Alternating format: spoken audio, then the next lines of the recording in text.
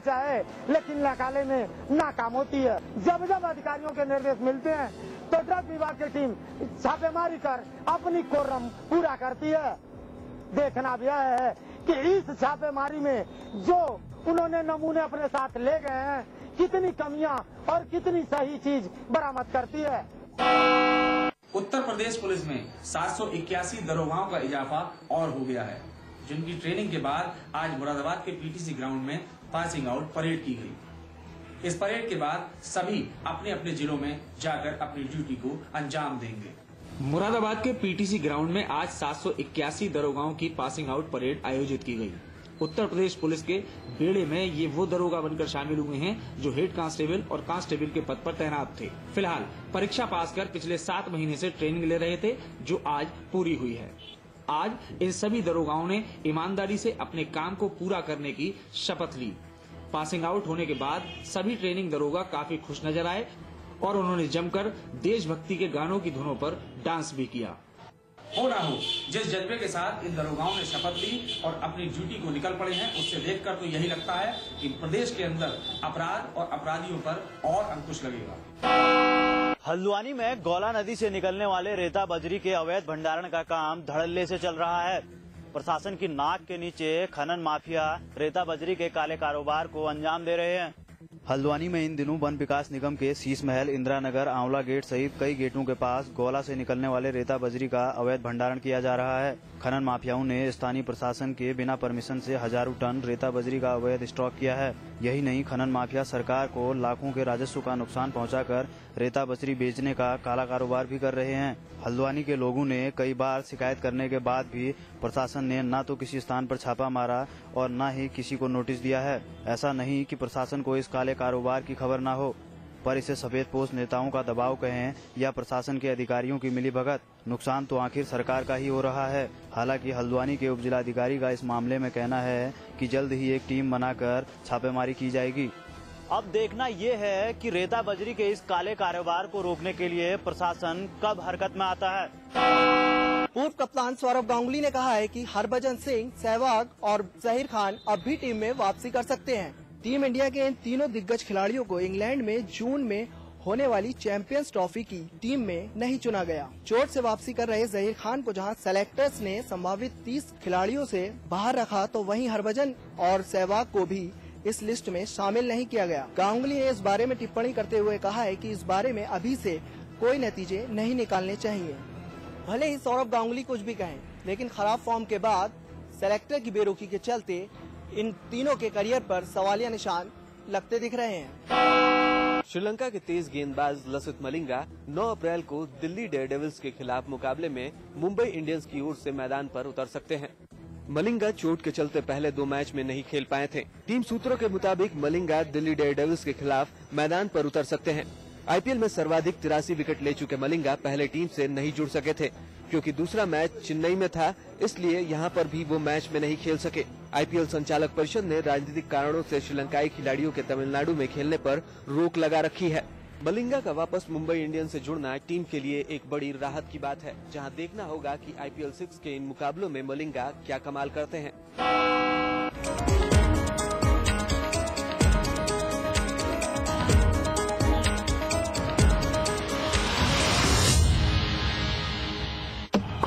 Run बरसाने वाली वो वंडरफुल बल्लेबाजी, विकेट गिराने वाली विकेट गेंदबाजी, ड्रामेबाजों की ड्रामेबाजी, बाउंड्री लाइन की कैच और हार्ट बीट बढ़ाने वाले मैच। देखिए जंपिंग जापान, थंपिंग थबांग आईपीएल सिर्फ समाचार प्लस पर। इसमें टेस्ट है, तंबाकू नहीं। आप भी आजमाइए रजनीगंधा। रजनीगंधा आगरा, लखनऊ, बनारस, कुमाऊं, गढ़वा, आजमगढ़, ऋषिकेश, कानपुर, देहरादून, नैनीताल। देखिए उत्तर प्रदेश और उत्तराखंड के हर शहर की खबर सिटी प्लस में रोजाना शाम 6 बजे सिर्फ समाचार प्लस पर।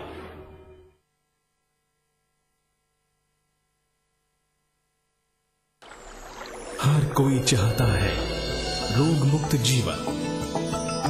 योग और आयुर्वेद से कैसे पाएं स्वस्थ तन और मन? क्या कहती है एक्सपर्ट की सलाह? देखिए आरोग्य, रविवार दोपहर 12 बजे सिर्फ समाचार प्लस पर। स्वाद बड़ी चीज है, स्वाद से बढ़कर कुछ नहीं। तुलसी सादा पान मसाला।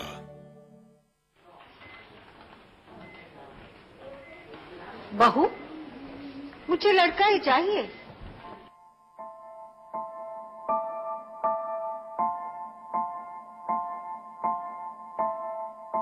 माँ,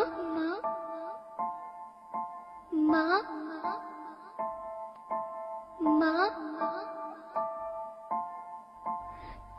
माँ, अभी तो भगवान ने मेरे हाथों पे किस्मत की लकीरें भी नहीं बनाई, और उनसे पहले ही आप सबने मेरी तकदीर का फैसला सुना दिया।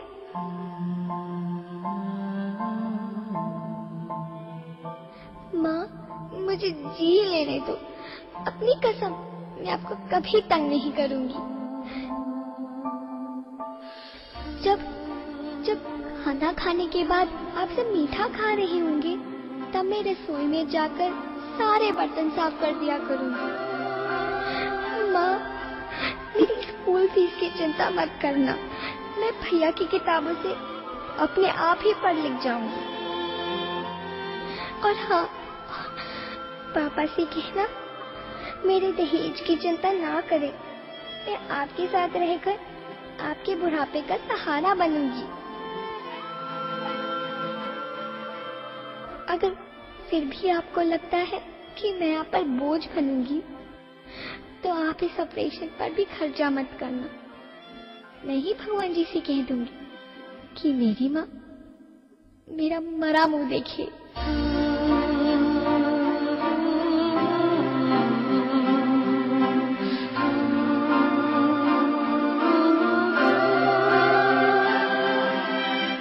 बहू, क्या सोच रही हो?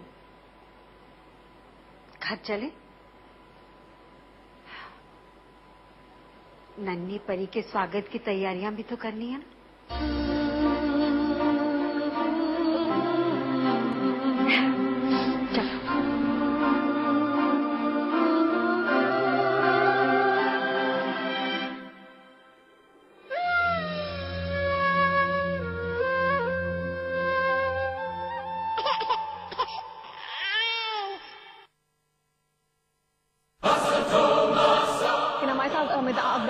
वरिष्ठ पत्रकार मौजूद है। तो पहली बार मायावती ने जब प्रेस कॉन्फ्रेंस की, जो लगाम है, देश के लगभग सभी बड़े न्यूज चैनलों पर नजर आने वाला एक जाना पहचाना चेहरा, जिसे जनता ने भी अपना प्रवक्ता माना, जिसके बिना अधूरी है हर बहस, हर चर्चा।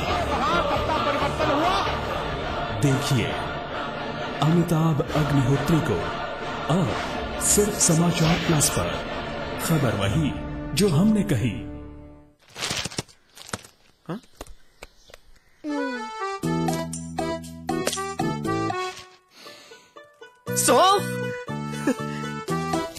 इलायची, खजूर, मिश्री, वाह, सब एक से बढ़कर एक है।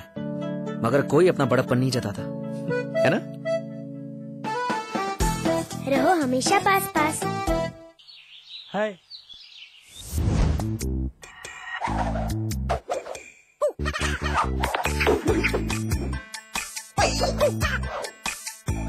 कितनी भी कोशिश कर लो, पानी तो इंटरेस्टिंग नहीं हो सकता।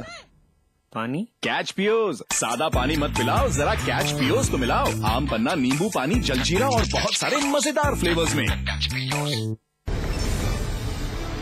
कुमाऊं हो या गढ़वाल या राजधानी देहरादून का कोई बवाल हो, पहाड़ी क्षेत्र की हलचल या मैदानी इलाके का कोई सवाल, जानिए उत्तराखंड का पूरा सूरत हाल। देखिए हमारा उत्तराखंड सुबह 7 बजे दोपहर 1:30 बजे और शाम 7 बजे सिर्फ समाचार प्लस पर। चाहे रियल स्टेट में करना हो निवेश या प्रॉपर्टी से जुड़ा फर्जीवाड़े का हो कोई केस, आप पूछ रहे हैं सपनों का आशियाना या प्लॉट खरीद कर हो घर बनाना, सीधे हमारे प्रॉपर्टी एक्सपर्ट से कीजिए सवाल।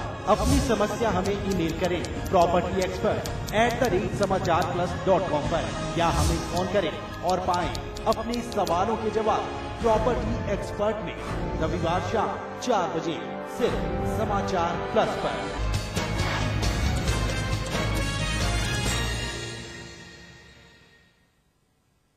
फाइनल रिपोर्ट के इस बुलेटिन में आप सभी का स्वागत है। आपके साथ मैं हूं नितिशा बंसल। सबसे पहले नजर इस वक्त की हेडलाइंस पर। दिल्ली के अरबपति बीएसपी नेता दीपक भारद्वाज मर्डर केस में बड़ा खुलासा। भारद्वाज की हत्या के लिए प्रतिभानंद को दी गई थी 6 करोड़ की सुपारी।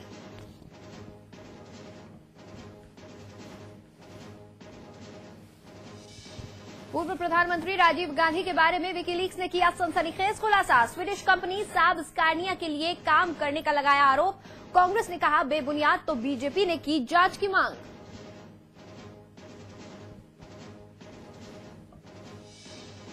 गुजरात के सीएम नरेंद्र मोदी ने फिक्की के सम्मेलन में की महिलाओं को रिझाने की कोशिश। महिलाओं की स्थिति के बखान के बहाने की गुजरात की ब्रांडिंग। लखनऊ में कैबिनेट की बैठक में भाषा के 3000 शिक्षकों की भर्ती का रास्ता साफ। मान्यता प्राप्त पत्रकारों का अब एसजीपीजीआई में होगा मुफ्त इलाज।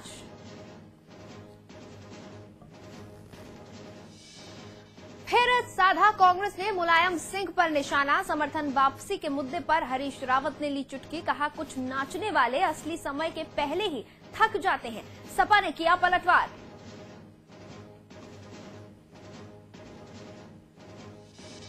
कुंडा मामले में सीबीआई की सिफारिश में हटाए गए पुलिसकर्मी ट्रांसफर लेने को तैयार नहीं। कुंडा सर्किल के 4 एसओ समेत 110 पुलिसकर्मियों ने हाईकोर्ट में दायर की याचिका।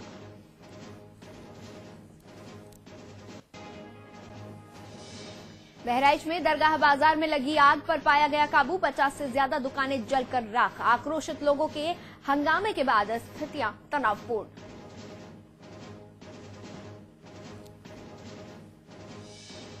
बुलंदशहर में सामने आई यूपी पुलिस की एक और करतूत। 10 साल की रेप पीड़ित बच्ची को किया हवालात में बंद। महिला थाना इंचार्ज और एसआई सस्पेंड।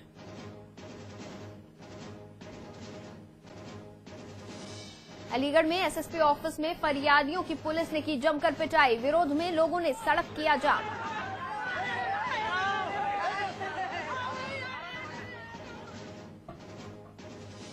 और इलाहाबाद में पेशी के लिए ले जाए जा रहे 10 कैदी फरार। पुलिस वैन का ताला तोड़कर हुए फरार। कई थानों की पुलिस जुटी तलाश में।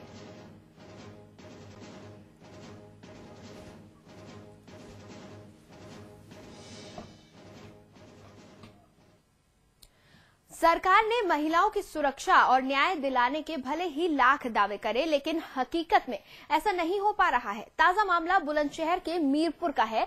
यहां 10 साल की मासूम के साथ एक शख्स ने हथियार के बल पर बलात्कार किया।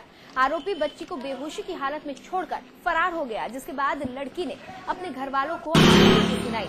और जब पीड़ित के घर वाले पुलिस से इस मामले में न्याय की गुहार लगाने पहुंचे तो उन्होंने बलात्कार करने वाले युवक पर कोई कार्रवाई नहीं की, बल्कि उस मासूम को ही गिरफ्तार कर जेल में बंद कर दिया, जिसकी अस्मत के साथ खिलवाड़ हुआ।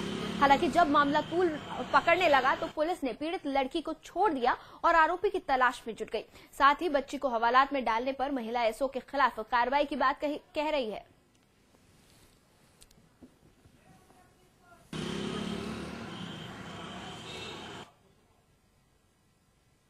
उत्तर प्रदेश सरकार ने 2 घंटे के लिए अधिकारियों को जनता की शिकायतों और समस्याएं सुनने के निर्देश दे रखे हैं, लेकिन अलीगढ़ पुलिस को इन निर्देशों से जैसे कोई मतलब ही नहीं। अलीगढ़ एसएसपी कार्यालय में तैनात पुलिस वालों की दबंगई देखने को यहां मिली है। सीओ और पुलिसकर्मियों ने फरियादियों को जमकर पीटा है। आपको बता दें कि सुबह एसएसपी कार्यालय में एक फरियादी शिकायत लेकर एसएसपी से मिलने पहुंचे, लेकिन फरियादी को एसएसपी से मिलने ही नहीं दिया गया, जिसके बाद स्थानीय लोगों ने जमकर दफ्तर के बाहर हंगामा किया और सड़क पर ही बैठ गए और सड़क को जाम कर दिया। फिर क्या था, एसएसपी कार्यालय में तैनात पुलिसकर्मियों ने दबंगई दिखाते हुए फरियादियों को जमकर पीटा। तस्वीरों में आप साफ देख सकते हैं कि किस तरह पुलिस वाले लोगों को घसीट कर पीट रहे हैं। फरियादियों में न सिर्फ युवा बल्कि बुजुर्ग और महिलाएं भी शामिल हैं, लेकिन किसी के साथ भी नरमी नहीं बरती जा रही।